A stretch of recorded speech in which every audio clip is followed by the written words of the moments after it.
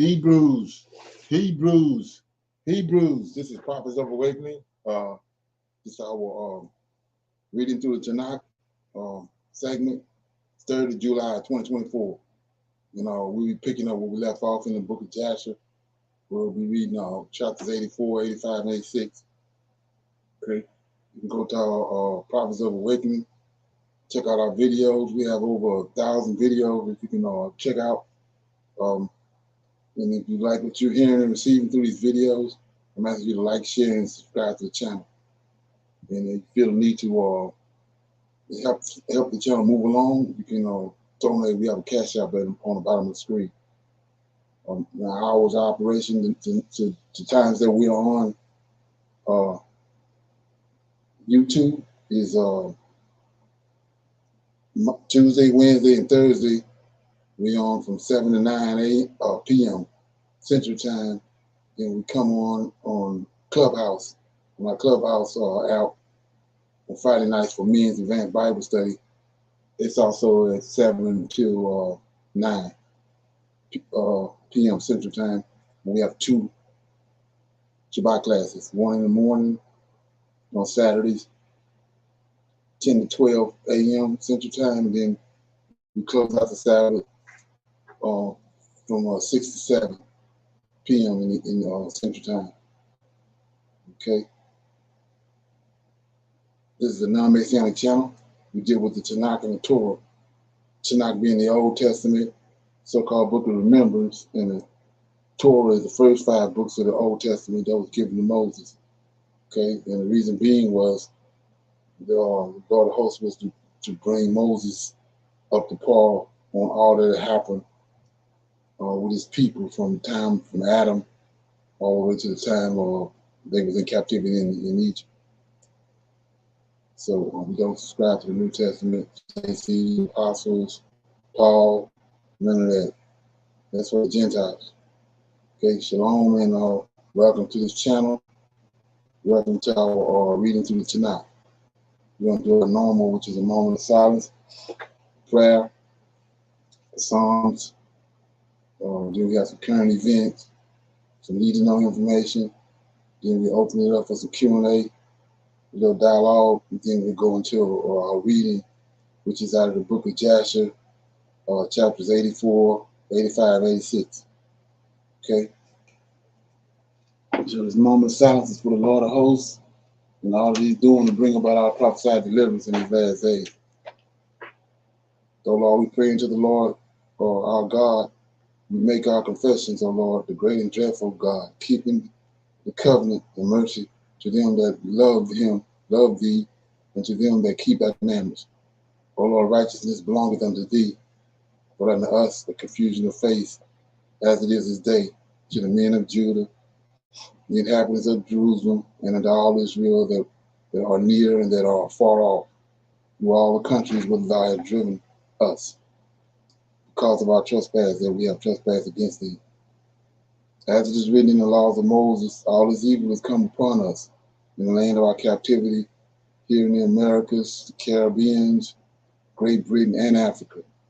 O Lord, according to thy righteousness, I beseech thee, let thy anger and thy fury be turned away from the city of Jerusalem and thy people and thy holy mountain. O Lord, hear the prayer, cause thy face to shine upon thy sanctuary and thy people for your sake. O Lord, open your eyes, incline your ears to hear, and behold our condition. O Lord, hear. O Lord, forgive. O Lord, hearken and do, and defer not, for we need you so very much at this hour. Okay? Peace be on you. Okay, so with that being said, I'll read a psalm. Okay.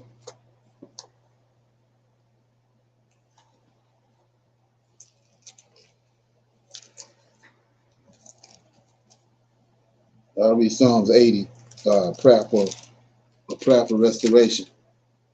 Okay, it's a psalm of Asaph. Give ear, O shepherds of Israel, thou that leadeth Joseph like a flock, thou that dwelleth between the cherubim, shine forward. Before Ephraim and Benjamin and Manasseh, stir up thy strength and come and save us. Turn us again, O God, and cause thy face to shine, and we shall be saved.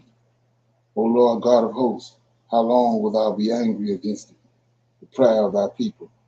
Thou feedest them with the bread of tears, and givest them tears to drink in great measure. Thou makest us to strife unto our neighbors, and our enemies laugh among themselves. Turn us again, O God of hosts, and cause thy face to shine, and we shall be saved. Thou hast brought a vine out of Egypt.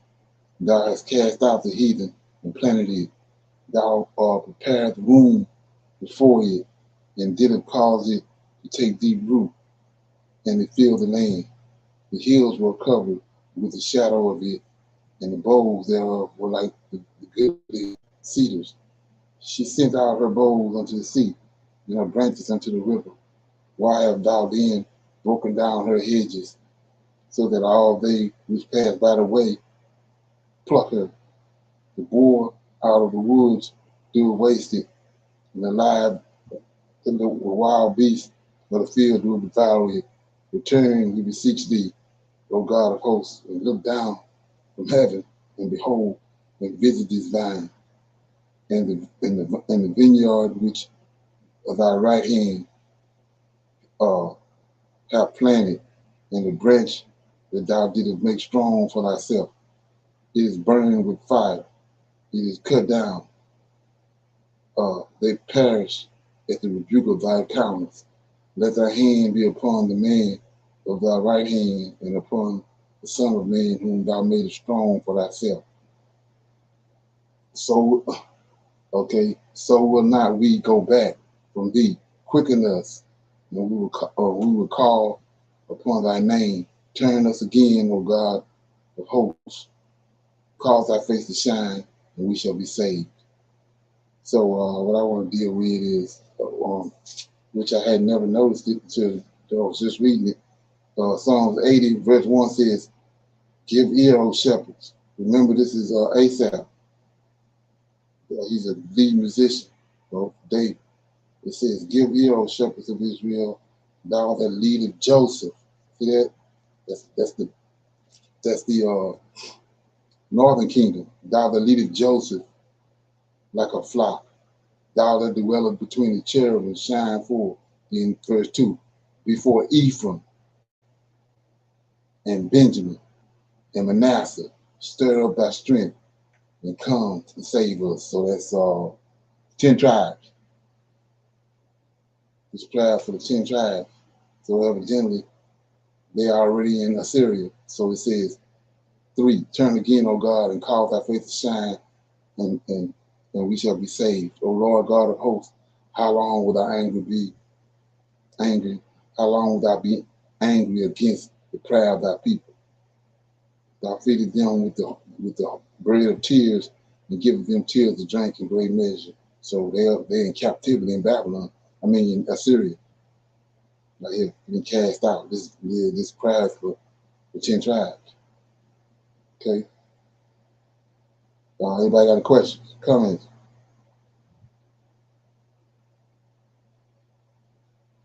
And then down in verse 13 says, verse 12, why hast thou then broken down? So they gone. Why hast thou then broken down her hedges? For with all they would pass by the way, do pluck her. Then it says 13, the boar out of the wood do waste thee, and the wild beast of the field do devour it. So this is the full beast that Daniel was talking about right here. The wild beast. Okay, so something to think about. Okay, anybody have no comments, questions? We go to a current event.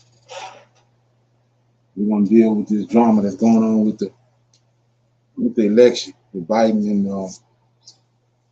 and Kamala Harris and all that. We're gonna deal with that. Okay.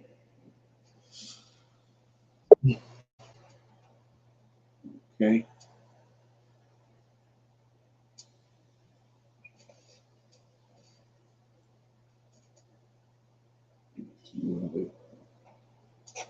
See?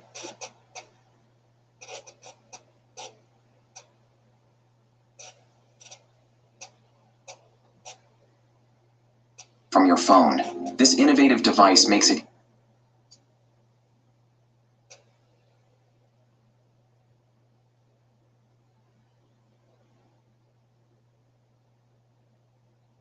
So the Democrats are pleading, and as always, they're reaching out for their favorite band-aid, Michelle Obama, the former First Lady of the United States. Consider this latest poll. It looks at a hypothetical contest between Michelle Obama and Donald Trump. If they were to contest the presidential election, Michelle Obama and Donald Trump. And who wins the battle? According to this poll, Michelle Obama, 50% respondents say that they would vote for her, 39% say that they would vote for Donald Trump. So that's a decisive win. More importantly, according to this poll, she's the only Democrat who can win against Trump, which tells you a lot about her popularity. And it's not the first time that her name has come up in the presidential race. For Democrats, she's almost like a messiah. Anything goes wrong, and she has to be summoned to save the party. But is this mere manifesting? Or is there more to it this time? Let's look at her profile first. America first heard of Michelle Obama in the year 2008. Her husband, Barack Obama, was campaigning for president. She was seen on the campaign trail. The crowds loved her. They rooted for the couple. And when Obama won, the popularity only grew. Michelle entered the White House. She took up the role of the First Lady, and she shook things up. Now, the role of a U.S. First Lady can be restricting. You shape your work to suit the demands of your husband. Michelle Obama did support her husband, but she also held her own. She launched campaigns. She advocated for military families. She promoted healthy eating. She kept it real, and that's why Americans loved her. Be afraid. You hear me? Young people, don't be afraid. Be focused. Be determined. Be hopeful. Be empowered. Empower yourselves with a good education. Then get out there and use that education to build a country worthy of your boundless promise. Lead by example with hope, never fear. Who doesn't like advice like that? And it shows in the ratings. Michelle Obama is one of the most highly rated US First Ladies in history. 8 years of her life were spent in the White House, but then came a new horizon. The Obama presidency ended, and that's when Michelle Obama really flourished. She was always popular, but now she could leave behind her First Lady role and just be herself. So she wrote books, gave speeches, signed a Netflix deal, hosted a podcast, motivated Americans to vote. Michelle Obama did all of it and made it look like a breeze. She was eloquent and empathetic. She never lost her cool, and the crowds loved that. Compare that to America's mercurial politicians. She seemed like a blessing. Plus, her modest roots and her journey to success added to the charm. But what we're looking at today, a portrait of a biracial kid with an unusual name and the daughter of a water pump operator and a stay-at-home mom. What we are seeing is a reminder that there's a place for everyone in this country. Because as Bharat said, the two of us can end up on the walls of the most famous address in the world. In 2020, Gallup named her as the most admired woman. She has a favorability rating of 60%, which is all great. But is it enough to be the president? It depends on who you ask. Part of Michelle Obama's charm is the issues that she advocates for. I mean, look at them. Healthy eating, supporting veterans and their families, voting. What's not to like about them? None of it is controversial. But she's never spoken about complex or divisive issues, not spoken about them enough. For example, the Gaza conflict, no word from her on that. Political neutrality is part of her brand. She chooses issues that serve her cause or the causes that she takes up. Secondly, she has never held a public office. She hasn't formulated policy. She doesn't have a voting record. So you don't know how much she will hold up in the real political world. And to be fair to her, Donald Trump did not have any of it in 2016 either, and yet he managed to beat Hillary Clinton. So I guess the bigger question here is, does Michelle Obama even want to run for president? And the answer is a big no. She has said it multiple times. She does not seek an office. She does not want to run. She does not want to be in the White House again. That's what she's been saying. But the Democrats aren't giving up hope. Will their daydreaming get them anywhere? We're not too sure about that. Okay. Anybody got any comments on that? What do you think about that? If she has not expressed any desire, right, to run for office, I think everybody already know she will probably be the one. She's just going to come out later and make that announcement, right? Because they have done a poll on it already, and Right. they have said that she will beat out Trump by double digits. Right.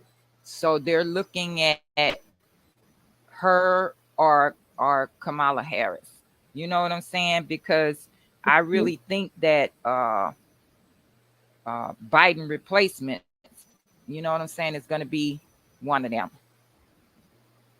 because they're already talking about it. They Right. just haven't announced it yet. But like you said, you got to go to other news articles and news outlets to know what's going on actually here in the US. But it says Michelle Obama leads all potential Biden replacements, would beat Trump by double digits. Okay. Yeah, so in order for us to find out what's going on before they announce it, we got to go to other news outlets to find that out. Even though she hasn't expressed the desire to run yet, it's coming. Yeah, so they say. So they say. Right. Anybody else? Shalom. Shalom, they have not said that she would sponsor or help Biden continue to be in the office. Didn't put any emphasis on her, being that he was the vice president when her husband was president. She's not campaigning for him in any way, shape, or form. She has not thrown her any speeches or anything towards his campaign. She's like far as she can be away from it. She also said that she did not like the way that he treated Hunter's wife, his daughter-in-law. So she's just far away from his campaign. So she's not giving him any kind of recognition. Right, exactly. I saw that. That's the main reason why you're not seeing her that much, because she got issues with the Biden family and the way that they treated Hunter Biden's ex-wife, because they became real close. And they just spurned her. So that's a lot of the reason why she ain't dealing with this Biden campaign. But yeah, there's something. So I played that, and I was talking. Somebody got something. So they I was talking about that. Okay. Hold on. This is creatine monohydrate, one of the most recent.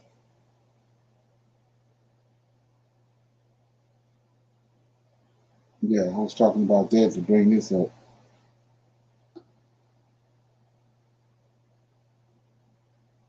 We've learned that moments ago, President Biden and Vice President Kamala Harris called into today's campaign all-staff call at the White House.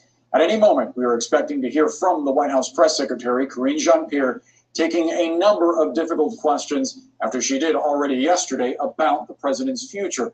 CNN's MJ Lee is live for us inside the briefing room. MJ, you have some new reporting specifically about the chief of staff and a call that he held with staff at the White House, telling them to keep their heads up and to focus on their work. Tell us more about that reporting.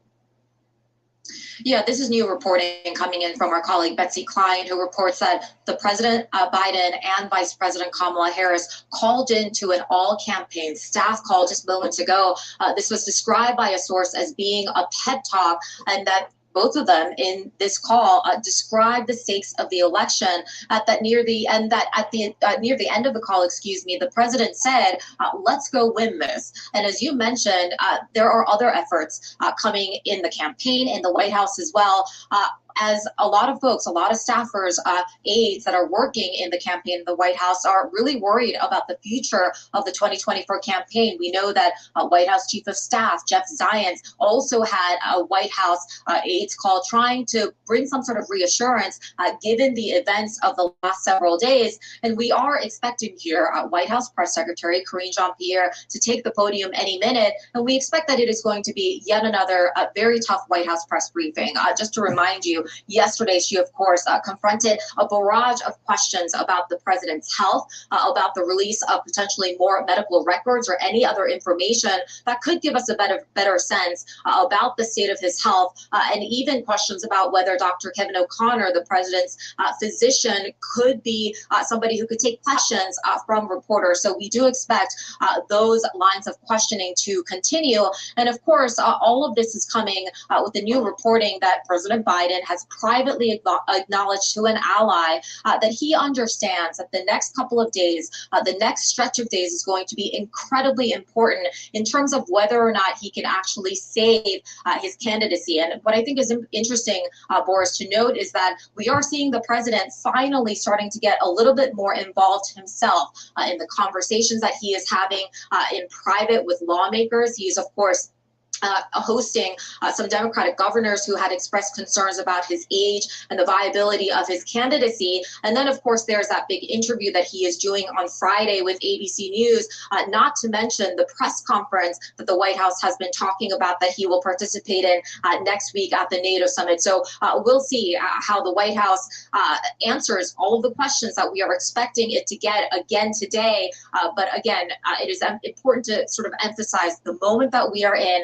This is a White House and a campaign that is very much in crisis mode, and they're also in survival mode right now, Boris. And Jeff, you have new reporting that privately a growing number of Democrats want Biden to drop out of the race, some as early as this week. Boris, there has been a really growing swell of sentiment that it is time to move on with this. We've heard a bit of it publicly from Congressman Lloyd Doggett of Texas, and many others behind the scenes are saying a similar thing, that it is time, yes, they respect and appreciate the president's record, but it is also time to really see what is going on here. Now, the president, we are told in his campaign, both Jeff Zients, the White House Chief of Staff, as MJ was saying, and the campaign manager, they're hosting separate staff calls and trying to urge people to stay focused. Hard to stay focused, though, of course, on this when there are these growing calls. The most important meeting of the day, that lunch that is going on right now with the president and the vice president, and that meeting of governors this evening. Democratic governors flying to Washington, virtually all of them, all of the main ones, some of them who could be considered also candidates to meet with the president. So you get the sense, the feeling that so much has changed in 24 hours. Patience is wearing very thin, and time is running out to make something of a move. However, it is still Biden's decision to make. So as MJ was saying, I'm told privately, he has said that he does not want to drag down the Democratic ticket, but has not yet reached the point of making a decision. Yeah, time is of the essence when making this kind of decision. And there's actually a new poll out today, Jeff, from CBS News after the debate that shows a majority of voters think that the president should not run. Walk us through those numbers. Look, and that is some of the data that they are looking at. Of course, the president and his campaign team are looking closer at battleground data from those 7 battleground states. But look at these national numbers here. You think Joe Biden should be running for re-election as president? 69% say no. That's nearly 7 in 10 voters. 31% say yes. So that certainly is an indication at a national level. It's hard to imagine battlegrounds would be any different than that. But okay. Any comments on that? So they got what was going on with today as we speak. All these governors and all these high-ranking Democrats was in Washington, and they have a sit down with Biden and Harris, right? And so they was waiting when I was doing this right here. They was waiting on press secretary to come out and give an explanation on what that was all about. So she already came out and played that. Last night at the fundraiser, the president blamed jet lag for his debate performance, but he was back stateside for well over a week. So does he really need more than a week and a half to recover from traveling? So what happened was Biden had to gave them an explanation on why the debate went the way it did, and the reason why he came off like he did. He said that he had a hectic schedule in the last 2 or 3 weeks, and he was extremely tired and exhausted. And from what she's saying, they went for that. So look at this. Is that really what he thinks caused his poor debate? So yeah, just a couple of things, and I do appreciate the question because you know the president has certainly spoken to this many times about the debate, and so he had an opportunity to do that in front of supporters. And as you just stated, he did that. He talked about, he owned that the debate was not his best night, and he said himself, it's not an excuse, but it's an explanation. I was standing here yesterday, and many people were asking why and what's the explanation, and that's what you heard from him. Look, the two, I think, in addition to the two major trips, he was also continued to do his presidential duties. He worked late in doing that, and he also prepared for the debate. And on top of that, there was obviously the jet lag, as you just asked about, and also he had a cold. And you all heard directly, you heard from him during the debate. He had a hoarse voice. Many of you reached out to me and my team and some other members of the White House asking what was going on. We confirmed that he had a cold. And so I think those two things, continuing obviously to do his duties as commander-in-chief, as the president. And so I think some of you here in this room can certainly relate to, you know, what could happen when you're having an important moment and you're not feeling well, and and also you wish you could have done better. And so he took ownership. I think that's important. And he's going to continue to make a strong case for his agenda, and that's what you're going to see. And he was given an explanation, and that's what he wanted to do. He wanted to get that out there for people to hear directly from him, as he has been doing since Friday of last week. It just seems like I know you're calling it an explanation, not an excuse, but it does seem like there are new excuses since the debate of what went wrong there. I would say I don't think it's a new excuse. I think some of your colleagues reached out to us about the schedule. Some of your colleagues asked if the schedule was too strenuous, or was it because of the jet lag, and so we are laying out and explaining exactly what happened. You heard from the president, you've heard from me, and it was indeed a schedule where the president traveled 6 time zones forward to G7 in Italy, 9 time zones back to LA, and 3 time zones forward again to DC. That's something that one of the print pooler on that day laid out for all of you and those who read the pool notes. And on top of that, he did have a cold. So it is an explanation. I don't think it is an addition. I don't think we certainly don't want to explain this away. But you all asked me for an explanation yesterday. The president gave that directly yesterday to his supporters. He wanted to make sure, knowing that all of you would get that information as he's speaking to his supporters last night. Sure. You mentioned all the cold days in your topper. Why wasn't he doing that on Friday? Why wasn't he doing this sort of damage control? Why was he waiting on doing that? Waiting to do that until the middle of this week? I mean, look, I was asked a similar question by one of your colleagues yesterday, and look, the president, obviously, right after the debate, he visited 4 states in 2.5 days, gave a couple of remarks. He met with supporters, whether at the Waffle House or in Atlanta at a watch party, or in North Carolina where there were hundreds of supporters there in Raleigh. And so he was busy dealing with his schedule, and also speaking directly and engaging with his supporters, and then spend time with his family. I think what's important is that he has done this outreach. He's having these conversations. It is important to him to do so. And the folks that I laid out that he spoke to or some of them have been his colleagues. Some of them have been elected officials that he's known for some time. Obviously, Leader Jeffries is a new relationship that he has, someone that he obviously respects. And so You know, it is, I think it's important to note that there were strong conversations. That's something that the president told me, my team directly moments ago. He was walking around and we happened to see the president and he said they were strong conversation. And by the way, he looks great. The vice president's great and they are ready to continue working on behalf of the American people. Okay. Any comments on that? Anybody have any comments? Okay. Shalom. He did look overwhelmed.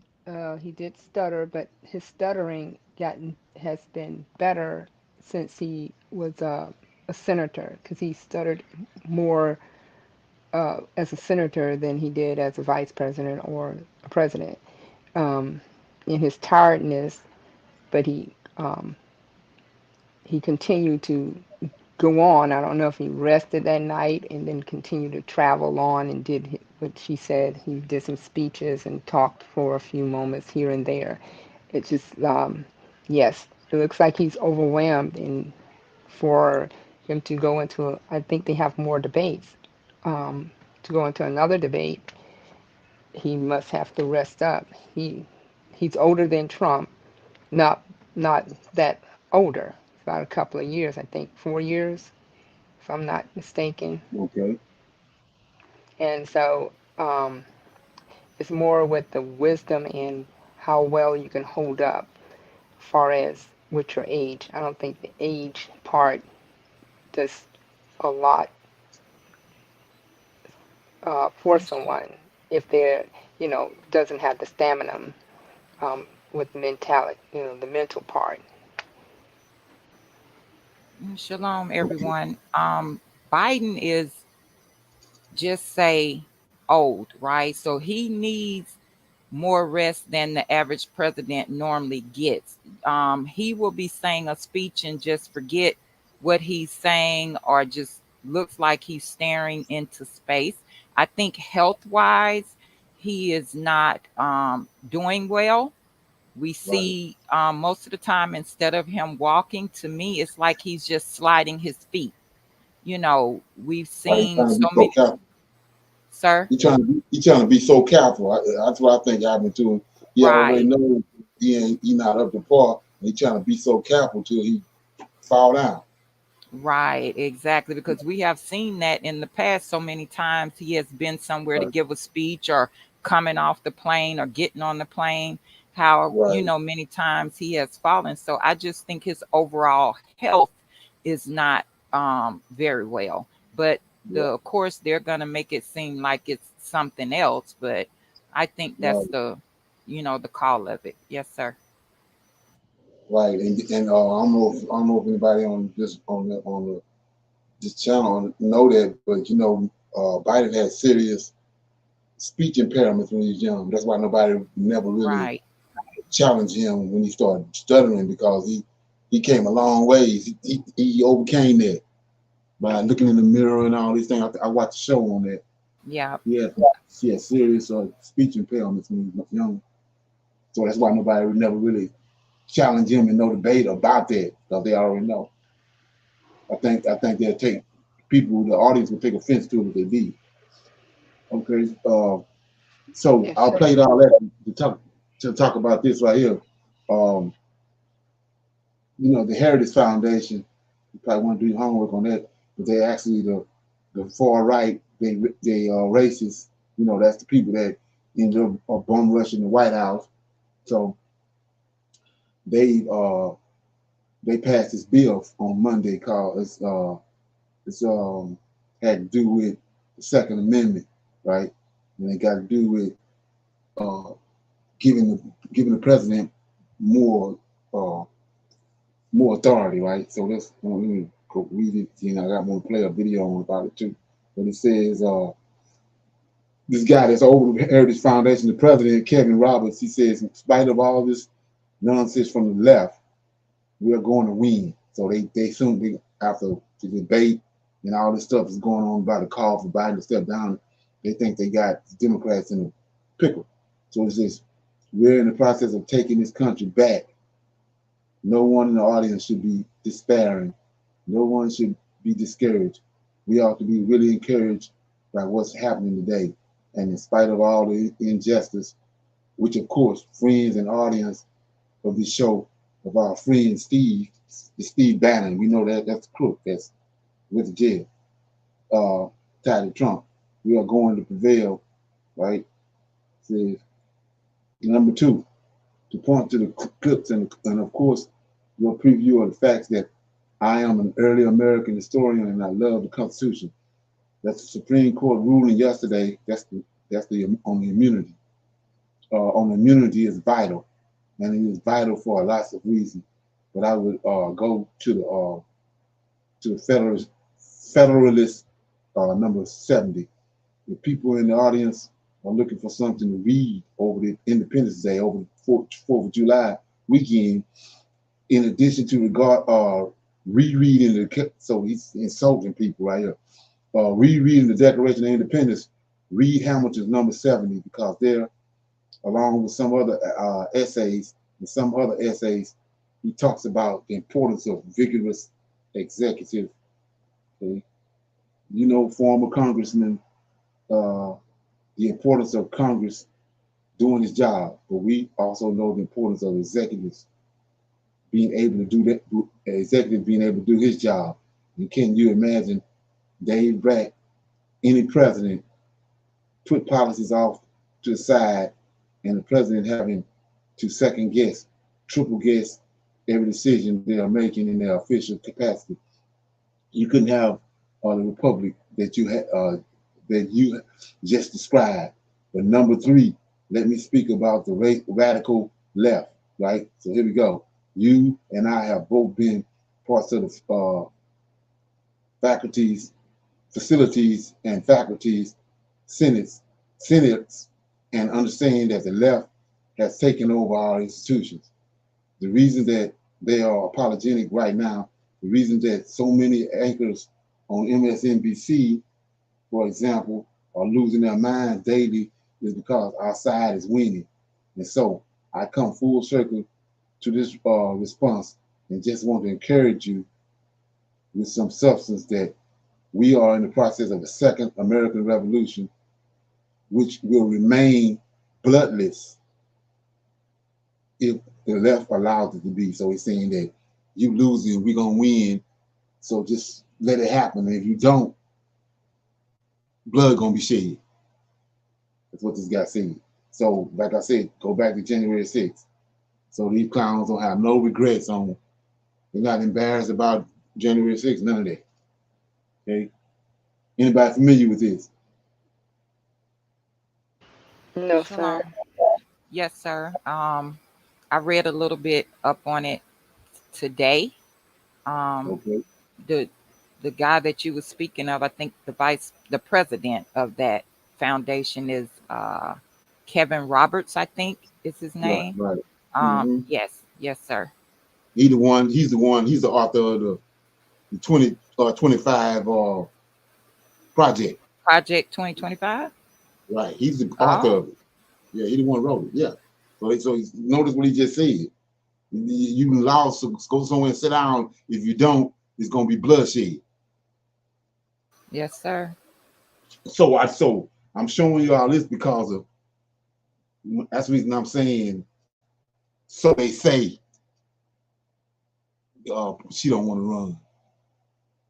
She not already showed you from her time in the White House and all that how she feel about politics. She's involved in everything. So if they need her to run and she don't want to say can beat him, what you think she gonna do? Come on. So anyway, the thing is, other sources I went to, I didn't play it. Was that the thing is, and you gotta let this permeate. Is plans up from what I'm hearing, is plans to have Kamala as the president. She's gonna take Biden's place, and Michelle Obama gonna be the vice president. So imagine that. And like I said, imagine if they beat Trump. If he went crazy because Biden beat him, what the hell you think they're gonna do if 2 black women beat him? Let that permeate. So that's the recipe right there for all these Civil War videos and movies they've been playing. That's the recipe right there. Okay. Any comments? Shalom. I have a question. If Biden happens to become ill, like say at the end of January, July, and unable to continue to um, participate in this running, what happens then? Do Kamala steps in or whoever? I Right. mean, That's the what plan. happens? When And he then steps, if they right. start a war, he continues to be the president, if I'm not correct, mistaken. No, he's gonna step down. Once he steps down, she becomes the president until the election. She finished the term out. So what you're looking at, and then if she step up to be the president, then she have to get a vice president. So you actually having the people that's going to all of a sudden come out of the blue that's got more clout than Trump. They're going to actually do 6 months, 5 to 6 months already in office. That's that front May. So when they say step down, it means when he stepped down, Kamala become president. Right. So anybody else have any comments? Okay. So I was gonna play this right here. I just read it, but I wanted to hear this from this guy right here, Undisputed. He says, listen, it won't be the bloodshed as long as the left allows what is about to happen. I'm paraphrasing. Here it is. Let me speak about the radical left. You and I have both been parts of faculties and faculty senates and understand that the left has taken over our institutions. The reason that they are apoplectic right now, the reason that so many anchors on MSNBC, for example, are losing their minds daily is because our side is winning. And so I come full circle on this response and just want to encourage you with some substance that we are in the process of the Second American Revolution, which will remain bloodless if the left allows it to be. You heard it. Now, those on the Christian right, they've been saying things like this for a few years now, with millions watching. And many people benefiting from this program called Indisputable. We just need 1% of the viewers to become a paid member so we can continue to bring this content to you. Now back to the show. Put up the picture full mask. Let me explain who he is and why he is a Trumpite. The president of the Heritage Foundation on Tuesday declared that a new revolution is already underway in the U.S., appearing to warn liberals that violence could erupt if they tried to stop it. Kevin Roberts, whose uber conservative think tank is behind the highly controversial Project 2025, we'll talk about that as a blueprint for the second Donald Trump presidency, made the comment during an appearance on Real America's Voice, quote, "We are in the process of the Second American Revolution, which will remain bloodless if the left allows it to be." Keep that. So that's another term for civil war. Keep that picture up. I want to remind everyone that during January 6th, the terrorist attack that took place, this was Donald Trump letting the world know, letting people like him know, that he's ready to go all out, everything on the table. He will excite his base to violence. And that's what he did. The Project 2025 calls for a huge increase in presidential power. But I thought they liked less government, as well as a transformation of the federal government, replacing existing staffers with an army of Trump loyalists. Roberts has previously said he sees his organization's role as, quote, institutionalizing Trumpism, whatever the hell that means. In his interview Tuesday, Roberts said that despite, quote, all this nonsense from the left, which is about democracy, by the way, we are going to win. We're in the process of taking this country back. He said no one in the audience should be despairing. These individuals have abandoned principles of the democratic process. These individuals wanted to overthrow the government by stopping a constitutionally mandated process. It's called certification of a presidential election. They want to be in an undefined territory constitutionally and legally in order to default to this, well, we can always take up arms against the government, et cetera, et cetera. The reason why they have decided to abandon the principles of the Constitution, something they used to proclaim, is because they realize that the Constitution has become this growing document. And this growing document allows for rights, privileges, and freedoms if interpreted by good faith judges. So they changed the rules. Understand the Constitution sets the rules. So they're changing the rules. There's more. He also opined on the U.S. Supreme Court's decision, a ruling granting president's immunity for official acts. He said it is vital, mentioning Alexander Hamilton's view of the importance of a, quote, vigorous executive. Roberts then turned his attention to the radical left, as he called it.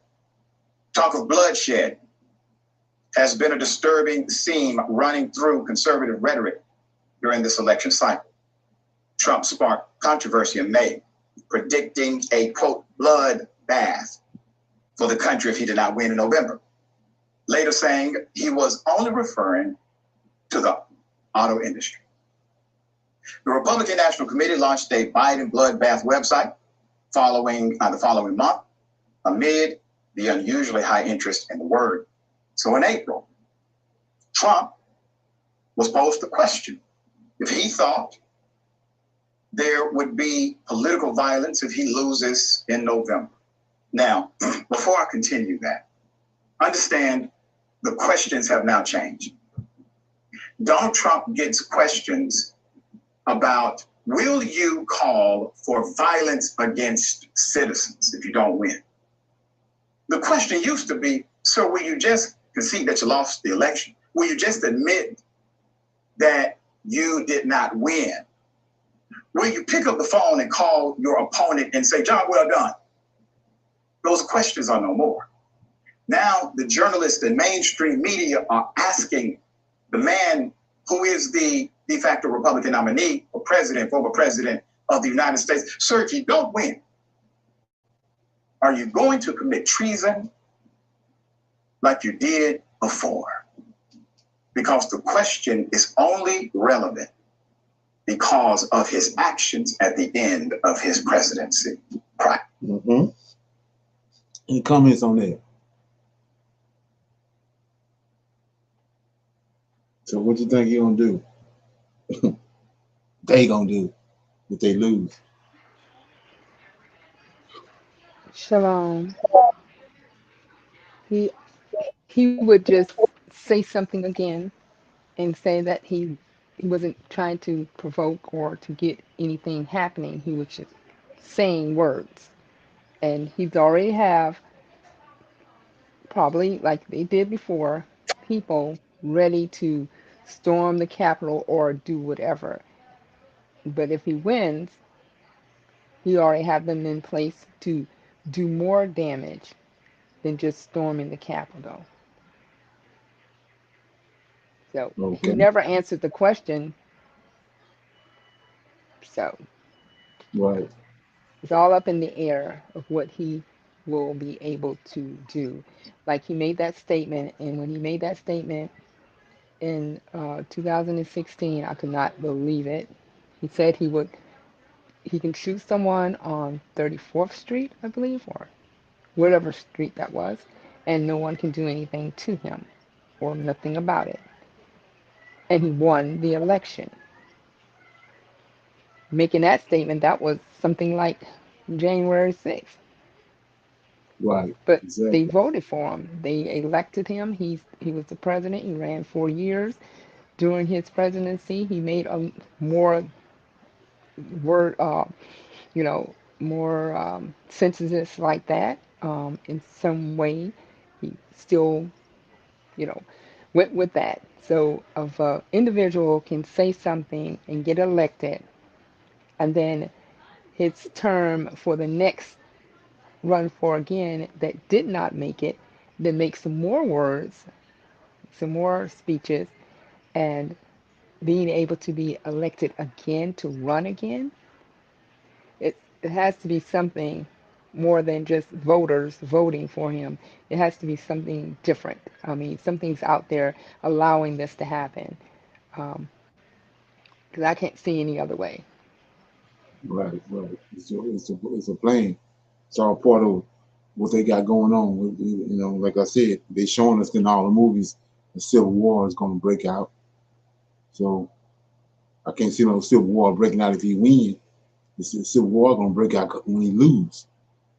That's the way I look at it. So yeah. So with that being said, we'll go to you got something? Yes, sir. What I was thinking when I said when he wins, how they were putting up all these viruses and things that's going on.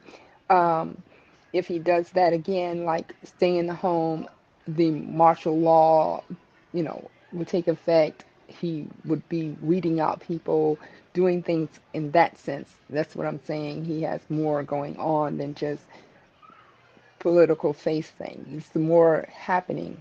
They're talking about this virus with the cows and the the chickens and things like that. Now, it's all piling up for some reason that we're hearing all these little here and there of viruses going about. The 52,000 or more vaccinations being put together to vaccinate people from what? That's what I was putting the more on if he's elected. Okay. Okay. I can go for that. Yeah, so the topic for discussion is the book of Jasher. And we had read last night 82 and 83. So what I'm going to do tonight is I'm going to read the book of Jasher, chapters 84, 85, 86.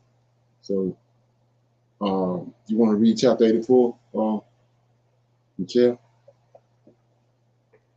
Shalom, everyone. Yes, sir. Jasher Okay. chapter 84. At that time, Korah, the son of Jetzer, the son of Kahath, the son of Levi, took many men of the children of Israel, and they rose up and quarreled with Moses and Aaron and the whole congregation. And the Lord was angry with them, and the earth opened up its mouth and swallowed them up, with their houses and all belonging to them, and all the men belonging to Korah. And after this, God made the people go round by the way of Mount Seir for a long time. At that time the Lord said unto Moses, provoke not a war against the children of Esau, for I will not give to you of anything belonging to them, as much as the sole of the foot could tread upon. For I have given Mount Seir for an inheritance to Esau.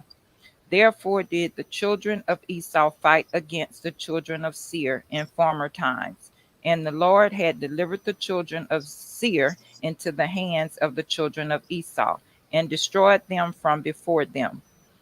Excuse me, let me say that again. Uh, and destroyed them from before them, and the children of Esau dwelt in their stead unto this day.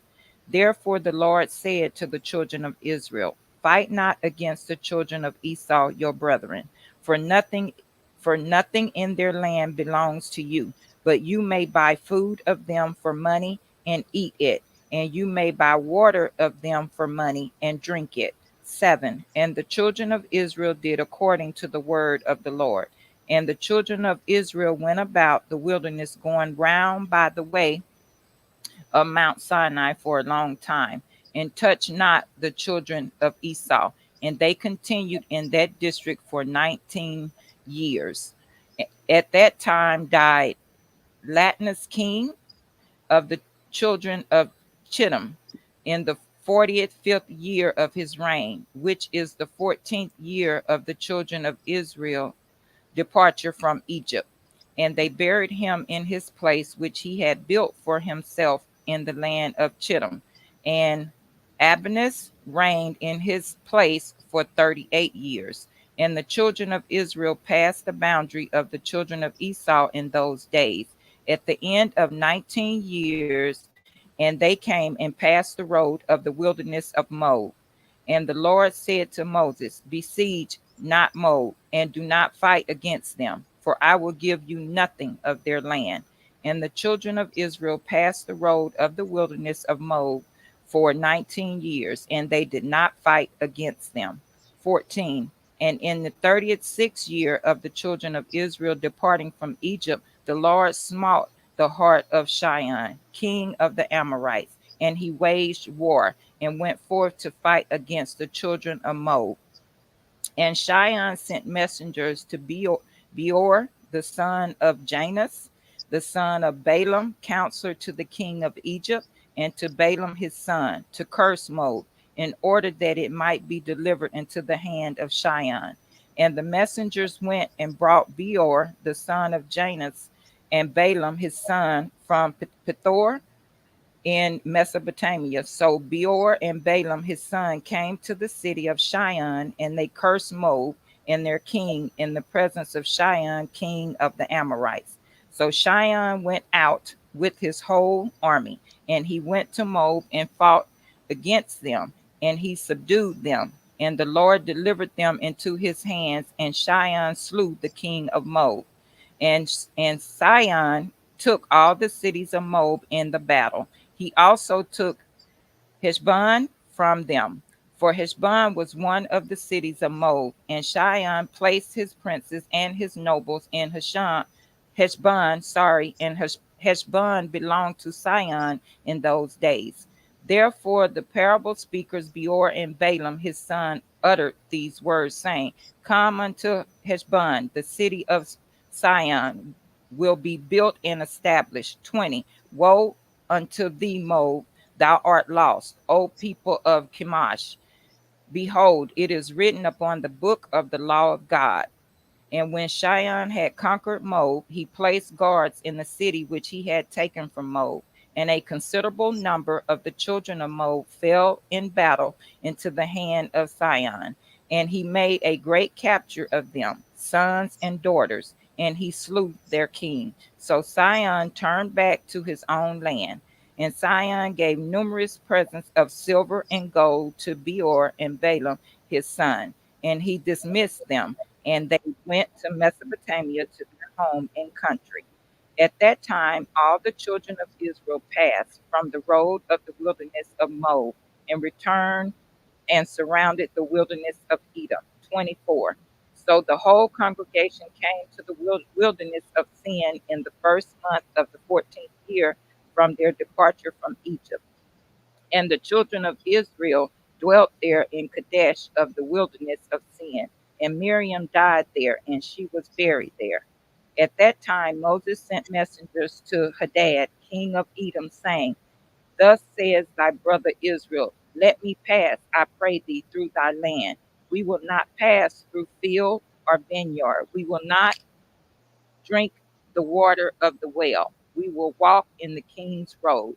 And Edom said to him, thou shalt not pass through my country. And Edom went forth to meet the children of Israel with a mighty people. 27. And the children of Esau refused to let the children of Israel pass through their land. So the Israelites removed from them and fought not against them. For before this the Lord had commanded the children of Israel, saying, you shall not fight against the children of Esau. Therefore the Israelites removed from them and did not fight against them. So the children of Israel departed from Kadesh, and all the people came to Mount Hor. At that time the Lord said to Moses, tell thy brother Aaron that he shall die there, for he shall not come to the land which I have given to the children of Israel. And Aaron went up at the command of the Lord to Mount Hor in the 14th year, in the 5th month, in the first day of the month. And Aaron was 123 years old when he died in Mount Hor. That was chapter 84. Yeah, that's the 40th year. Okay, Where you at? 31. Yes, 40th year. I'm sorry. Also back somewhere else. I said 14. Right. Yes, sir. Exactly. Okay. So Which is verse 24. First right, month of the 40th year for their departure from Egypt. Shalom. right. So that 40 comes up a lot. That's what I said there. So if you go to the point that I wanted to make was if you go to verse 10, right? This is Joshua 84 and 10. It says, and they buried him. So this king died. Right when the Israelites came out of Egypt, it says over Esau. It says, and they buried him in a place which he had built for himself in the land of Checham. And Arbanus reigned in his place for 30 years. So if you go to Genesis, in the King James Bible, go to Genesis chapter 10.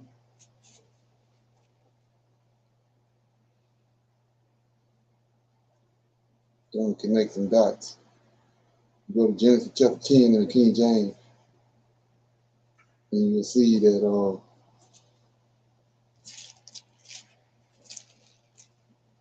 Genesis chapter 10, and I'm going to start at verse 1. It says, now these are the generations of the sons of Noah, Shem, Ham, Japheth, and unto them were sons born after the flood.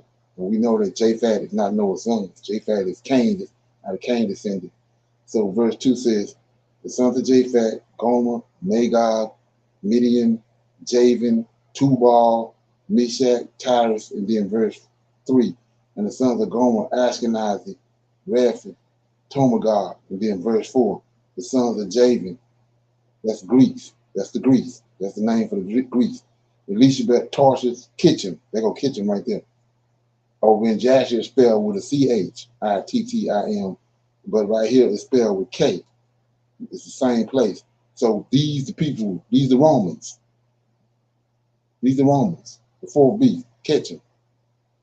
So we see that Ketchum and Esau became one people.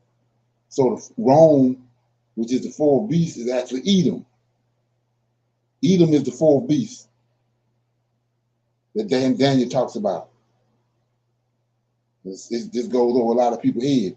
Checham is the Romans, and Esau subdued them. They became one people. They intermingled, became one people, the Romans. So that's Esau is after the 4 beasts, right? So, and Brother Leonard, Shalom, excuse me, is Kittim the 3rd beast then? no, Javan. No, Javan. Okay. The same verse. The sons of Javan. That's the Okay. Greeks. Yes, sir. And so then Elizabeth, Tarshish, Checham. So, Right. like I said, now who is Japheth? Because we know it's a prophecy that the Israelites was cast out of the land until the time of the Gentiles are up. See that? So Javan is the 3rd beast, the Greeks. The Romans is a 4th beast, that's the Gentiles. When after the 3rd and 4th beast is over, then we return to our land and the Lord hosts come back. So that tells you right there that they Gentiles. They ain't none of Noah's son. You ever heard of that prophecy, the time of the Gentiles? Yes, sir. Yeah, that's what he's talking about. The 3rd and the 4th beast came. Like I said, Antiochus ran the Israelites out. Israel, he says we are trodden down by the Gentiles right now. So that's the 4 beast right here, wrong. So how is it Noah's son? If they Gentiles. Javan is the 3rd beast. He's not. Right, exactly. That's just more evidence to show you that the lies. Because he's not none of they. That's not Noah's son. And then, like I said, what man in his right mind that's out of before the flood, especially before the flood, and after the flood, that's out of Abraham or out of Adam's lineage would name his son Tubal. Japheth got a son called Tubal. You know what I'm saying? It tells you right there. And then you go to, I don't want to digress, but go to 38. Genesis, Ezekiel 38.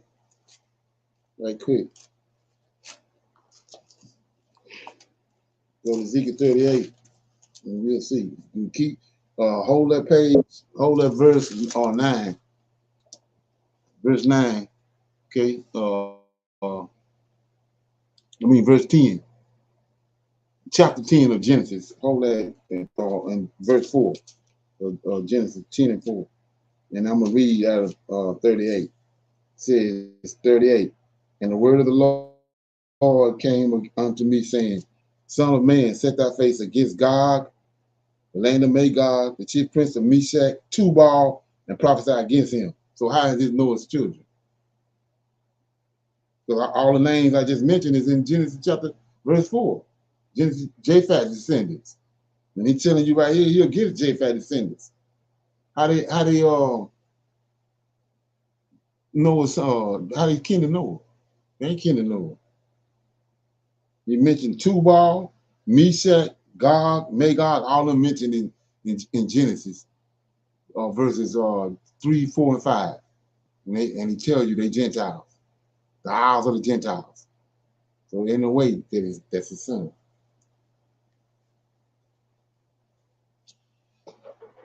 Like I said, actually, when they chopped and screwed this book all up, they're idiots. Because they ain't, it went good for as long as we was ignorant to the fact. Our eyes were open, but none of our eyes open. They looking like idiots. Okay. Anybody have any comments on chapter 24, 84?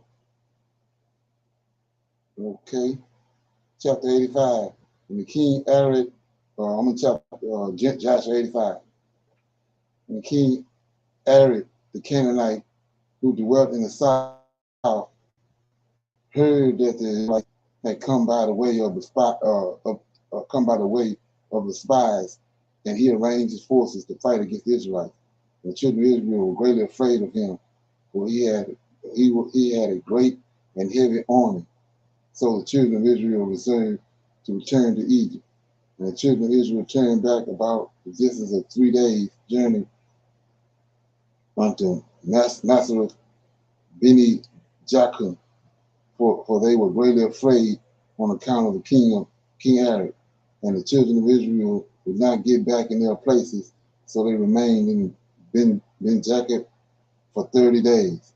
And when the children of Levi saw that the children of Israel would not turn back, they were jealous for the sake of the Lord, and they rose up and fought against the Israelites, their brethren, and slew of them a great body, and forced them to turn back to their place at Mount Horeb.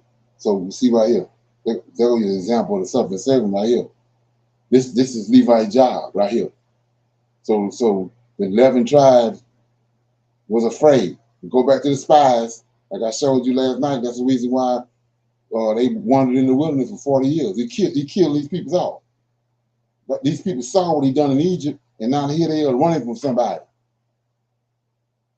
So the Levites had to step in place and they had to kill some of them and turn them back to go back to where they're supposed to be at. That's their job. That's the suffering servant. Right. So he says, verse 6, and when they returned, King Arad was still arranging his host for battle against the Israelites.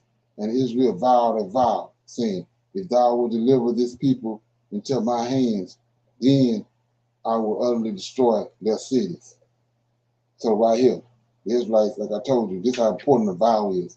So at that point, they scared as hell, but they made a vow with the Lord. If you deliver these people into our hands, then we will utterly destroy their cities.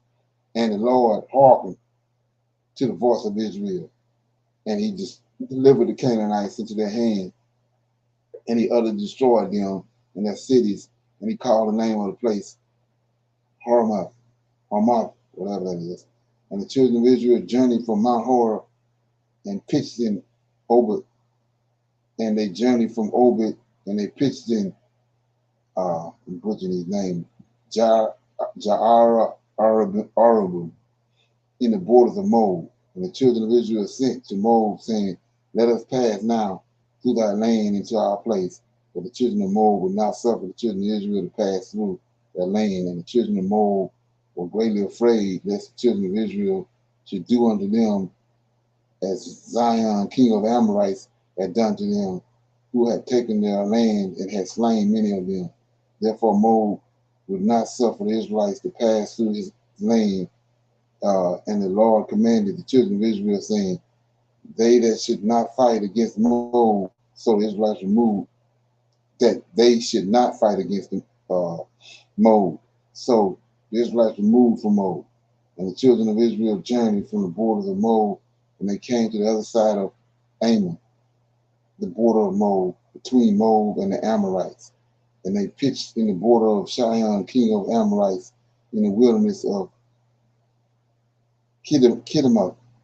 And the children of Israel sent messages to Sihon, king of the Amorites, saying, let us pass through thy land, and we will not turn into the fields or into the vineyards.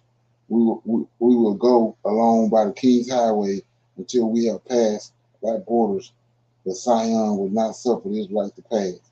So Zion collected all the people of the Amorites and went forth into the wilderness to meet the children of Israel, and he fought against Israel at Jahaz. And the Lord delivered Zion, king of the Amorites, into the hands of the children of Israel, and Israel smote all the people of Zion with the edge of a sword and avenged the cause of Moab. And the children of Israel took possession of the land of Zion from Aram unto Jacob, unto the children of Ammon, and they took all the spoils of the cities. And Israel took all these cities, and Israel dwelt in the cities of the Amorites. And all the children of Israel resolved to fight against the children of Ammon to take their land also. So the Lord said unto the children of Israel, do not besiege the children of Ammon, neither stir up battle against them, for I will give nothing to you of their land. And the children of Israel hearkened to the word of the Lord, and did not fight against the children of Ammon. And the children of Israel turned and went up by the way of Bashan to the land of Og, king of Bashan. And Og, king of Bashan, went out to meet the Israelites in battle, and he had with him many valiant men, very strong force from the people of the Amorites. And Og, king of Bashan, was a very powerful man, but Neron, his son, was exceedingly powerful, even stronger than he was. And Og said in his heart, behold, now the whole camp of Israel takes up a space of 3 portions. Now I will smite them at once without a sword or a spear. And Og went up to Mount Jahaz and took there from one a stone, a large stone, the length of which was 3 parses. And he placed it on his head, and resolved to throw it upon the camp of the children of Israel, to smite all the Israelites with that stone. And the angel of the Lord came and pierced the stone upon the head of Og, and the stone fell upon the neck of Og, that Og fell to the earth on account of the weight of the stone upon his neck. At that time the Lord said unto the children of Israel, be not afraid of him, for I have given him and all his people and all his land into thy hands, and you shall do to him as ye did to Sihon. And Moses went down to him with a smaller number of children of Israel, and Moses smote Og with a stick at the ankles of his feet, and slew him. And the children of Israel afterwards pursued the children of Og and all his people, and they beat and destroyed them till there was no remnant left of them. And Moses afterwards sent among the children of Israel to spy out Jazer, for Jazer was a very famous city. And the spies went to Jazer and employed it, and the spies trusted in the Lord, and they fought against the men of Jazer. And those men took Jazer and its villages, and the Lord delivered them into their hands, and they drove out the Amorites who had been there. And the children of Israel took the land of the two kings of the Amorites, 60 cities, which were on the other side of Jordan, from the brook of Arnon unto Mount Hermon. And the children of Israel journeyed and came into the plains of Moab, which is on this side of the Jordan by Jericho. So, are anybody familiar with Mount Hermon? Yes, sir. What is Mount Hermon? Isn't that where the angels come in and out? That's where 200 angels came down there. Right. In That's Enoch. the okay. So these Amorites is the children of these 200 angels. That's why they got such a problem with the Israelites. So this is why the Most High kill them.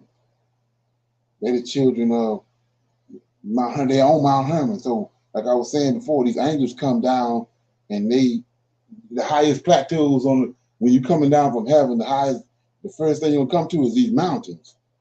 So they would come and light on these mountains. And then they would come down out of these mountains dealing with the women.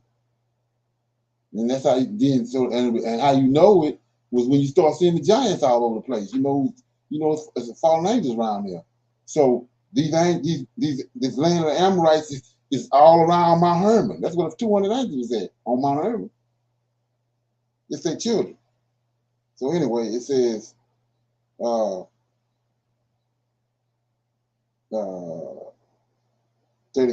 And the children of Moab heard of all the evil which the children of Israel had done to the two kings of the Amorites, Sihon and Og, and so all the men of Moab were greatly afraid of the Israelites. And the elders of Moab said, Behold, the two kings of the Amorites, Sihon and Og, who were more powerful than all the kings of the earth, could not stand against the children of Israel. How then can we stand before them? And surely they sent us a message before now to pass through our land on their way, and we would not suffer them. Now they will turn upon us with their heavy swords and destroy us. And Moab was distressed on account of the children of Israel, and they were greatly afraid of them, and they counseled together what was to be done for the children of Israel.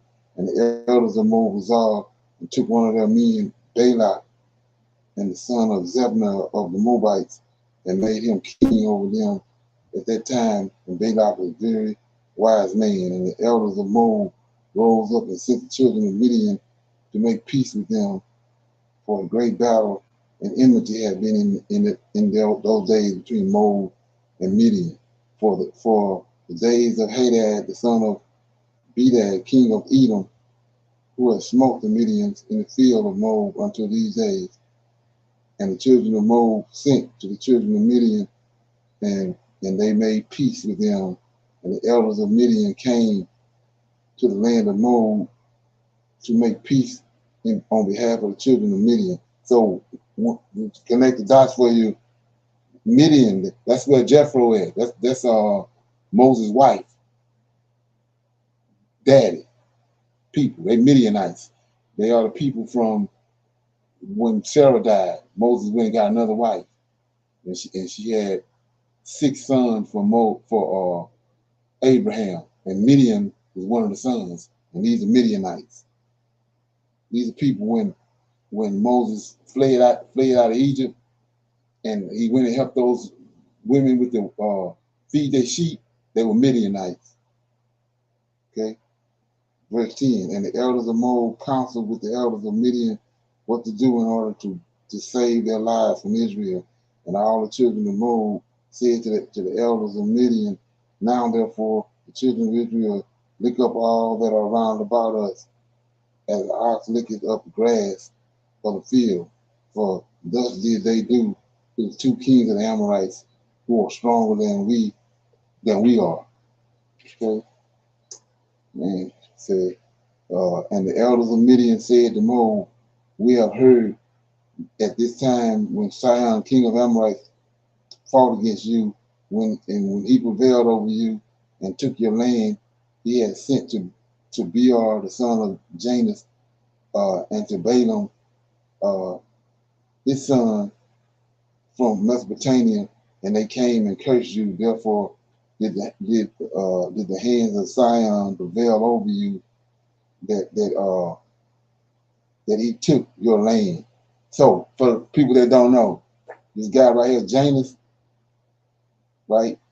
He's one of the guys that threw his stick down in front of Pharaoh and it's turned into a snake when Moses threw his down.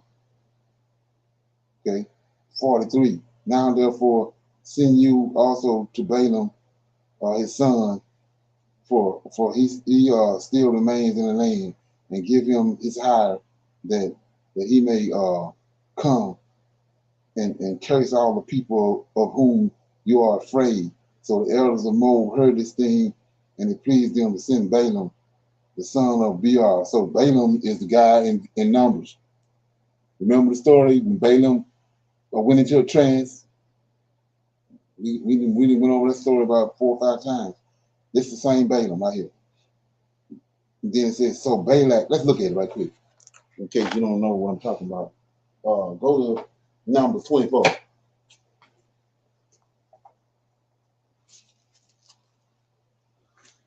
Numbers 24. This is the guy that prophesied David was coming. So you go to Numbers 24 and verse 14. Now it says, and now, behold, I go unto my people, Moab. You see that in Jasher. Come therefore, and I will advise thee what this people shall do unto thy people in the latter days. And he took up a parable, and he said, Balaam, there he is, the son of Beor, have said, the man whose eyes are open and have said, he have said, which heard the words of God, knew the knowledge of the Most High, which saw in a vision the Almighty falling into a trance, but having his eyes open. 17, I shall see him, but not now. I shall behold him, but not nay. There shall come a star out of Jacob, and a scepter shall rise out of Israel, and he shall smite the corners of Moab and destroy the children of Seth. That's David. So this guy right here prophesied that David was coming. So it's the same guy right here in Jasher, book of Jasher. All right. And I'm in Jasher 84, verse 49. And Balak urged Balaam day by day to curse Israel. Same story right here. It's just in the book of Jasher. And it's got more to it. But Balaam hearkened not to Balak on account of the words of the Lord which he had spoken to Balaam. And when Balak saw that Balaam would not accede to his wishes, he rose up and went home, and Balaam also returned to his land, and he went from there to Midian. And the children of Israel journeyed from the plains of Moab, pitched by the Jordan, from Beth Jermoth even unto Abel Shittim at the end of the plains of Moab. And when the children of Israel abode in the plains of Shittim, they got that same word. You can spell it with, this the Romans. You can spell it with a CHITTIM, SHITTIN, or KITTI, same place, same people. And they began to commit whoredom with the daughters of Moab. And the children of Israel approached Moab, and the children of Moab pitched their tents opposite to the camp of the children of Israel. And the children of Moab were afraid of the children of Israel. And the children of Moab took all their daughters and their wives of beautiful aspect and comely appearance, and dressed them in gold and silver and costly garments. And the children of Moab seated those women at the door of their tents, in order that the children of Israel might see them and turn to them and not fight against Moab. And the children of Moab did this thing to the children of Israel, and every man placed his wife and his daughter at the door of his tent. And all the children of Israel saw the act of the children of Moab, and the children of Israel turned to the daughters of Moab and coveted them, and they went to them. And it came to pass that when a Hebrew came to the door of the tent of Moab, and saw a daughter of Moabite. He desired her in his heart, and spoke with her at the door of the tent which he desired. While they were speaking together, the men of the tent would come out and speak to the Hebrew like unto these words. Surely you know that we are brethren. We all are descendants of Lot, and descendants of Abraham his brother. Descendants of Abraham his brother. Wherefore then will you not remain with us, and whatsoever will you not eat our bread and our sacrifice? And when the children of Moab had thus overwhelmed him with his speeches and enticed him by their flattering words, they seated him in the tent, cooked and sacrificed it for him, and he ate of their sacrifice and their bread. Then they gave him wine, and he drank and became intoxicated, and they placed before him a beautiful damsel, and he did with her as he liked, for he knew not what he was doing, as he had drunk plentifully of wine. Thus did the children of Moab to Israel in that place, in the plains of Shechem. And the anger of the Lord was kindled against Israel on account of this matter, and he sent pestilence among them, and there died of the Israelites 24,000 men. Now there was a man of the children of Simeon, whose name was Zemer, the son of Salu, who connected himself with the Midianite Cosbi, the daughter of Zur, king of Midian, in the sight of all the children of Israel. And Phinehas, the son of Eleazar, the son of Aaron, the priest, saw this wicked thing which Zimah had done, and he took a spear and rose up and went after them, and he pierced them both and slew them, and the pestilence ceased from the children of Israel. So that was Joshua chapter 85. So if you want to know that we're supposed to be marrying outside our people, there go your example right there in 63. Phinehas is the son of Moses. He a Levite. And this man you got a bunch of Israelites sleeping with these Moabite women, which they don't supposed to be doing, but this guy went as far as marrying one. And then he tried to bring her into the temple. And Phinehas took a spear and ran it through him and her and killed him. And then it says, and the pestilence ceased from the children of Israel. So because of what they was doing, the anger of the Lord had kindled against them, and his Phinehas caused it to stop. He ceased the pestilence by keeping the Most High's commandments and having zeal for the Most High commandments. Any comments or questions on chapter 85? Yes, sir. That's what I was going to say, Brother Leonard, as you was reading that. They did not disregard the Most High commandments at all. He just went after them, you know what I'm saying, with no hesitation. Right. This why they wandered, I'm saying, this is why they wandered in the wilderness. Yes, sir. 40 years, got rid of all of them, and then kids went into the land of Israel. That's what a lot of people don't know. Kids, only two grown-ups went into the land of Israel, Caleb and Joshua. So we see right here constantly. They done came out of Egypt. They done seen what the Lord is capable of doing, and he in front of them. He leading them. And this is what they do. Okay? Yeah, I'm going to read. Let me see what. Yeah, I'll read one more chapter. 86. At that time, after the pestilence, the Lord said to Moses and to Eleazar, the son of Aaron, the priest, saying, number the heads of the whole community of the children of Israel from 20 years old and upward. See that? All that went forth in the army. And Moses and Eleazar numbered the children of Israel after their families, and the number of all the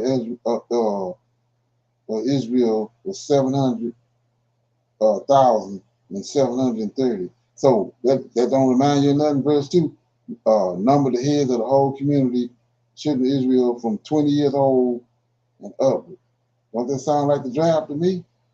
Anyway, verse 4, And the number of the children of the Levites from 1 month old and upward was 23,000. And among these was not a man of those numbered by Moses and Aaron in the wilderness of Sinai. For the Lord had told him that they would die in the wilderness. There you go again. So they all died, and not one had been left of them, except in Caleb, I just told you that, of Jupiter, and Joshua, the son of Nun. And it was after this that the Lord said to Moses, say unto the children. See, we thinking, like I told you, when they say wicked, we think it's some, or you lied, or you did this, these little minor atrocities. But when the Most High say wicked, he talking about where they came from. They came from the giants. It's like Cain. Cain wicked because of he came from the serpent, from a bad sexual relationship. That's what he mean by wicked. With Christianity, they didn't flip that off and make it into something else. Like right here, I was just reading. It says, let me get it.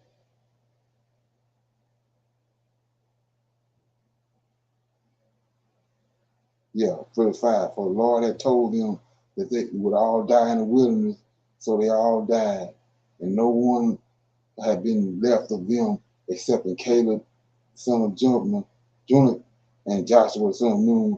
And it was after this that the Lord said to Moses, say unto the children of Israel, to avenge upon Midian and the call of their brethren, the children of Israel.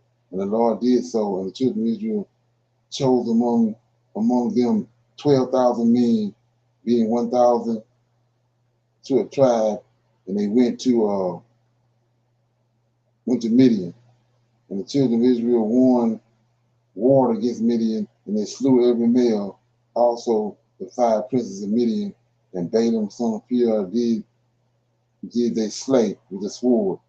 And the children of Israel took the wives of the Midianite captive, and their little ones, and their cattle, and all belonged to them. And they took all the spoils and all the prey, and they brought it to Moses and to Eleazar to the plains of Moab. And Moses and Eleazar and all the princes of the congregation went forth to meet them with joy. And they divided all the spoils of Midian, and the children of Israel had been revenged upon the Midianites for the cause of their brethren, the children of Israel. Okay, keep going. Well, that's it. Okay. Yeah, 86. Yeah, that's it. So any comments? So like I said before, he killed all of them except Joshua and Caleb, and the rest of them was children, 20 years and younger, that went into the land of Israel. So like I said, there ain't nothing new under the sun. You don't get your act together now. It's the same thing. You coming the same way. You ain't changed. Yeah. Any May I ask a comments? question? Yeah. What you got? When you say that they took the wives and the children, did they take them as slaves or they took them as part of their families? They took them as slaves, and then it's a process. Whenever they would bring virgins, not they couldn't be women that had already had children. They take the virgins, and it's a process they have to do. They had to shave their heads, and they had to cut their nails off, and then so for some kind of reason, it's got to do with cleansing. I'm gonna check that out, but that's what they would do in order to for virgins. You know what So I'm saying? yeah, so when you were reading earlier, you had mentioned about them marrying outside or having relations with women outside. So that's different. Those No, no, women, no, no. You gotta go back to remember those women that they put their women, those Moabites put their women at the door of the tent, right? mhm. for the Israelite men to see them, the attractive ones, and they would dress them up, deck them out with gold and silver, and the Israelites men went into them. So if you go back and remember, those Lot children came about from Lot two daughters sleeping with him. You remember that? I remember the story. Yeah, Lot two daughters. So they had a commandment that he told them to stay away from the children of Lot. But the women right here that they took right here was Midianites. They from Abraham's seed. They kinfolk. They eligible. But they had a specific commandment to stay, not to marry or intermingle. Certain women. Yeah, with Lot children and with Gentiles. Right. Okay. Thank you. Right. Okay. Anybody got anything else before we go? I'm curious now about the story about, shaving their heads and cutting their nails. That's a certain type of cleansing. And once they do that, I'm pretty sure it's a certain amount of time. So then, like Tasha was asking, are they slaves or do they become helpmeets? Like, what happens? Helpmeets. They become helpmeets. The children become, you know what I'm saying? They become helpmeets. Like he said, go back to Hagar. How did Abraham get Hagar? Okay, yeah, because Sarah. Amalek gave Hagar to him. So what is it? What is Sarah? The mistress. Okay. She the queen bee. Got you. Okay. Right. And then you also have to understand too, like I said before, we so far away from that because we've been over here. But so they are from Adam all the way down to the day. The commandment is still there: be fruitful and multiply. Right. Yes, sir. Right. But it's an order to it. Wow. So, Max, another question? Yeah, go ahead. So that's one of the things that have always sort of troubled me when we talk about the tribe of Judah being here and the way that they are so rampant with intermingling with other people and all of these children. What is going to happen with them or us? That's the trick. That's the trick to what people not understanding about it. What I say, he says it's a remnant. So let's right, go to yeah, not everybody. Yeah. Right. Let's go. And that's why you got this little bitty group on here. Because they ain't Israelites. They possess the characteristics of Israelite, but they're not Israelites. You get an Israelite from the male. Like go back to what we just talking about. Those women, you shave their head, shave their fingernails or whatever, but the man possessing the seed. So when they make a connection and that woman get pregnant, the seed came from the seed is the Israelite. But if that was any other man that go into them, that ain't no Israelite because the man possessed the seed. Right, So, and that's go ahead. No, it gets. I guess I just get so confused about that because it has been such a concerted effort in these last, I don't know, maybe 40 years or 20 years that I see that there's been a concerted effort to intermingle with us, but the men first and now the women. And so I know everybody's not gonna go and everybody won't is not called, but but even those that have been called out, our lines have been over here a long time. Right. It just makes me wonder about that. Right. So I'm in Deuteronomy 28. And this is what I was saying about what goes over a lot of people's head. So like I was saying before, when they came into the land, when they came into the land of Israel, was going to land. They had completed at the end of Jasher, the book of Jasher. It tells you that the Lord had completed his promise with Abraham, Isaac, and Jacob, that they was going to be like the sands of the sea. So you got to look at that's a huge multitude. You got 12 tribes, and they just like the sands of the sea. You can't count the sands of the sea. So at that point, that promise had been completed. Deuteronomy is from 15 to 68. His job is to reduce that number. Just like he watched over them and got that multitude, like the sands of the sea. Now he's watching over that multitude to reduce it. So you start at 59, 58.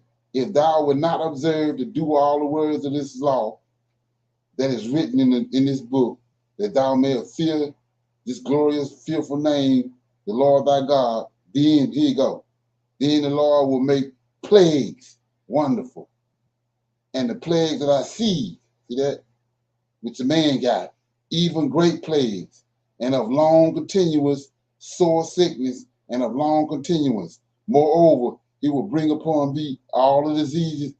All this stuff is to reduce their population. All the diseases of Egypt, which thou was afraid of, and they shall cleave unto thee. Also, every sickness, every plague, which is written in this book of this law, them will the Lord bring upon thee until thou be destroyed. And I will, here you go, right here.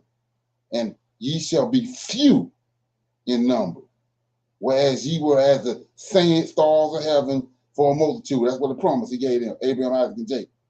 Because thou would not obey the voice of the Lord thy God.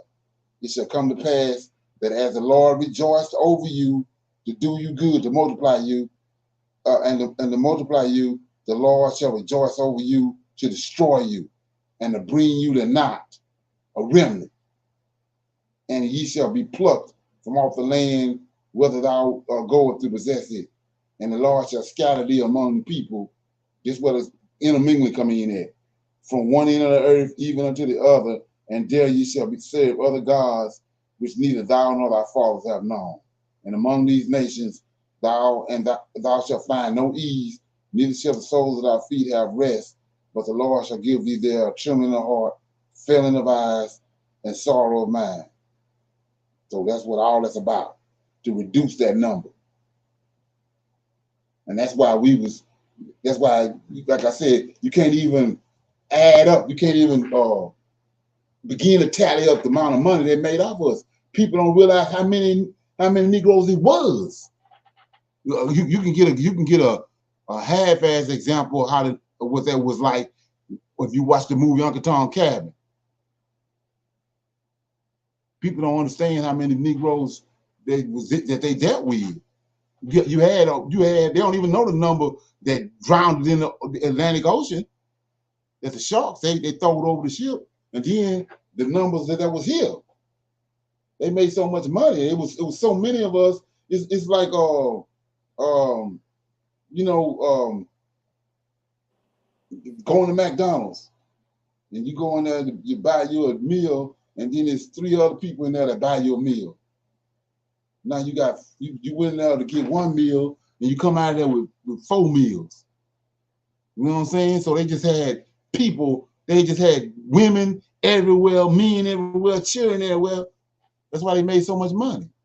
But the Most High was using them to reduce them. He used the Atlantic Ocean to reduce the number. AIDS, birth control. I mean, what they call that in Abortions. Yes, sir. All that. He reducing that number to where it's at now. That's the whole objective of the curses. Yeah. Is there something? And that's what we not understanding. So now when you wake when it's not a coincidence that you come across this information and he wake you up. That's all predestined. That was part of the plan. Right. So you had nothing to worry about. If you trying to explain something to somebody they ain't getting it, ain't nothing got nothing to do with you. The problem. Yeah. Okay. Everybody Shalom. good? Yeah. Shalom, Brother Leonard. I kind of want to piggyback off of that a little bit with verse 58 that you came out and you read Deuteronomy 28 and 58, right?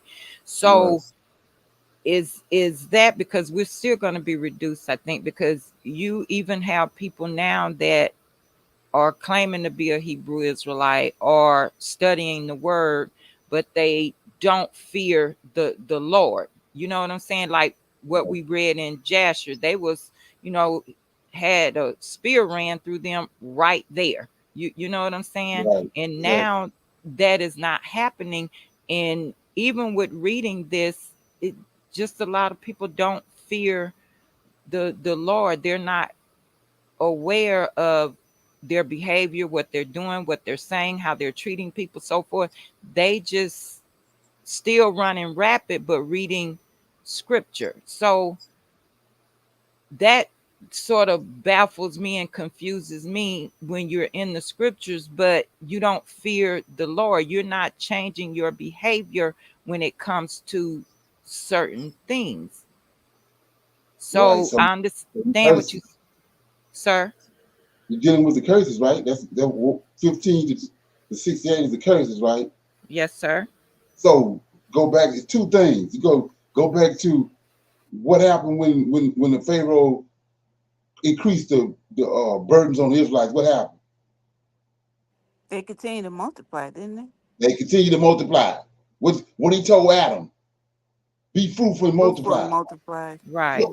So what we do now? They done brainwash us that a big ass family is a curse. So a Negro with a big ass family, he blessed. So right.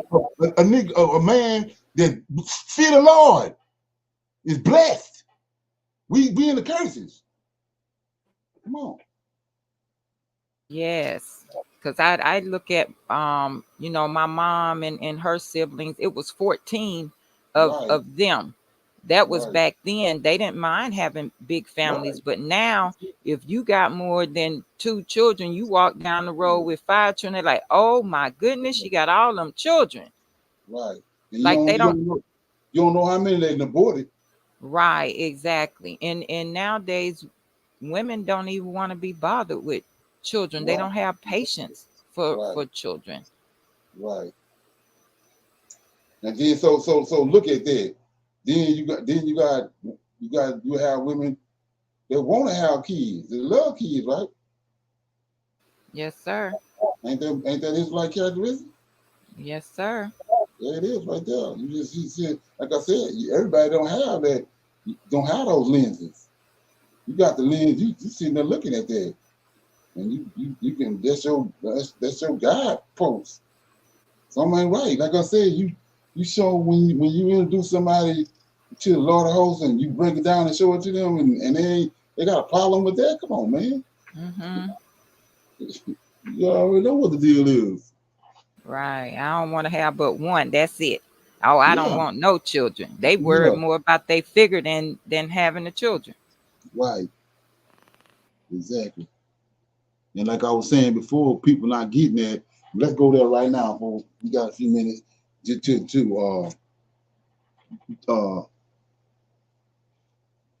Isaiah chapter 3, the daughters of Zion. Daughters of Zion. Yeah, go to Isaiah chapter 3 right quick, because this is being misinterpreted on what's going on, and same thing happening now, and so and they ain't getting it. So I'm in Isaiah chapter 3. It says, okay, chapter 3, verse 16. It says, moreover, the Lord, everybody got it? Yes, sir. Moreover, the Lord says, because the daughters of Zion are haughty. So it's got to be applied to today. Haughty, walking with stretched forth necks, Wu-Tang eyes, walking and mincing as they go, because they got a BBL, and making a tingling with their feet. Therefore, the Lord will smite with the scab of the crown of the head of the daughters of Zion, and the Lord will discover their secret parts. In that day, the Lord will take away the bravery of their tingling ornaments about their feet and their coils and their round tires like the moon. There's all this jewelry and garments, changeable garments. 19, chains, the bracelets, the mufflers, the bonnets, the ornaments, the legs, the headbands, the tablets, and the earrings, the rings, the nose jewels, the changeable suits of apparel, and the mantles, and the wimples, and the crisping pins, the glasses, the fine linen, the hoods, and the vials. Here you go right here. So we in verse 18. In that day, we talked about this last week. It's more than one day. He have a prophecy. Then that prophecy come to pass. That's the day he talked about.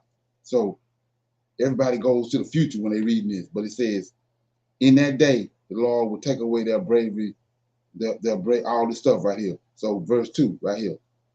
It's coming to pass. And it shall come to pass in that day, instead of a sweet smell, there shall be stench. Instead of a girdle, rent. Instead of well-set hair, baldness. Instead of a stomach or girdles of sackcloth, and burning instead of beauty. Now here you go. The men shall fall by the sword, and thy mighty men in war. That's Nebuchadnezzar. What they was doing right here, he came, took away the source of how they got it. He killed the men.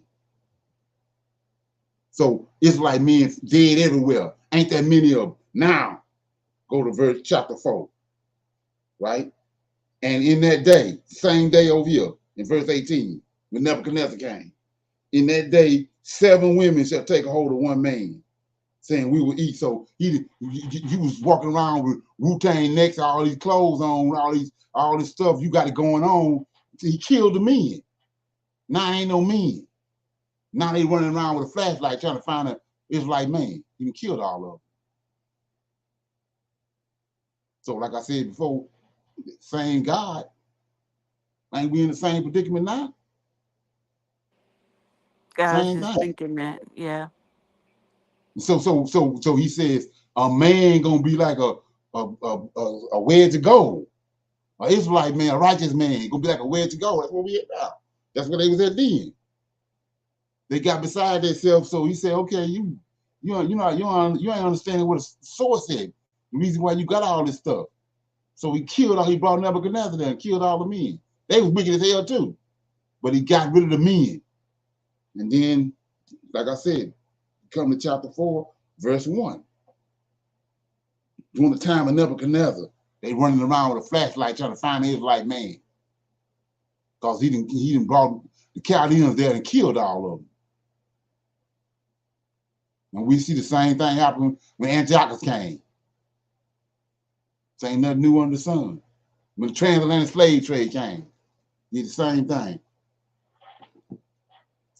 Right. Ain't that something? Everybody good? Yes. Yes, sir. Okay. Nobody have no questions. We got our Women's Advanced Bible Study night tomorrow. So like I said, start at 7, a couple hours. Men can come in through YouTube. So with that being said, I'll see everybody tomorrow at 7 o'clock Eastern time. Shalom. Shalom, everyone.